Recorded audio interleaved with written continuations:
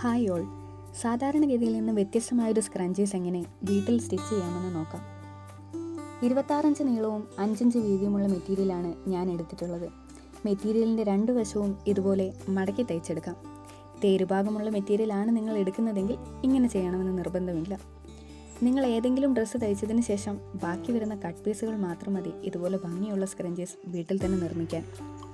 രണ്ട് ഭാഗവും ഒരുപോലെയുള്ള, അതായത് അകമ്പുറമില്ലാത്ത മെറ്റീരിയൽ ആണെങ്കിൽ കുറച്ചുകൂടെ ഭംഗിയുണ്ടാവും.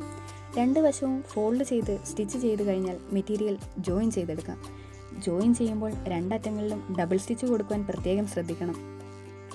സാധാരണയായി കാണാറുള്ളത് പോലത്തെ സ്ക്രഞ്ചീസ് അല്ല എന്ന് നേരത്തെ പറഞ്ഞതുകൊണ്ട് തന്നെ സ്റ്റിച്ച് ചെയ്യുമ്പോൾ ചെറിയൊരു വ്യത്യാസമുണ്ട്. ഏത് ഇലാസ്റ്റിക് ആണോ നിങ്ങൾ യൂസ് ചെയ്യുന്നത് അതിൻ്റെ വീതിക്കനുസരിച്ച് വേണം തയ്യൽ കൊടുക്കാൻ. 5 ഇഞ്ച് വീതിയുള്ള മെറ്റീരിയലിനെ നല്ല വശം പുറത്ത് കാണുന്ന രീതിയിൽ രണ്ടായി മടക്കി ഒരു 1/2 ഇഞ്ച് സ്പേസ് കൊടുത്താണ് സ്റ്റിച്ച് ചെയ്യുന്നത്. മുഴുവനായി സ്റ്റിച്ച് കൊടുക്കരുത്. ഒരു 1.5 ഇഞ്ച് അല്ലെങ്കിൽ ഒരു 2 ഇഞ്ച് സ്പേസ് ഓപ്പണായി വെച്ചുകൊണ്ട് വേണം സ്റ്റിച്ച് ചെയ്യാൻ. കാരണം ആ ഓപ്പൺ സ്പേസിലൂടെയാണ് നമ്മൾ യൂസ് ചെയ്യുന്ന ഇലാസ്റ്റിക് ഏതാണോ അത് ഇൻസേർട്ട് ചെയ്യേണ്ടത്. ഞാനിവിടെ 8 ഇഞ്ച് നീളത്തിലാണ് ഇലാസ്റ്റിക് എടുത്തിരിക്കുന്നത്.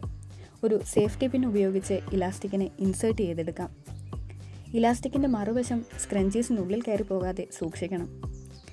ഇൻസേർട്ട് ചെയ്ത് കഴിഞ്ഞാൽ ഇലാസ്റ്റിക്കിൻ്റെ രണ്ടറ്റവും തമ്മിൽ അത്യാവശ്യം നല്ല രീതിയിൽ തന്നെ കെട്ടിട്ട് കൊടുക്കണം. നമ്മളൊരു 2 ഇഞ്ച് സ്പേസ് സ്റ്റിച്ച് ചെയ്യാതെ ഓപ്പൺ ആക്കിയിട്ടിട്ടുണ്ടായിരുന്നു. അതുകൂടി ഒന്ന് സ്റ്റിച്ച് ചെയ്തിട്ടുണ്ട്.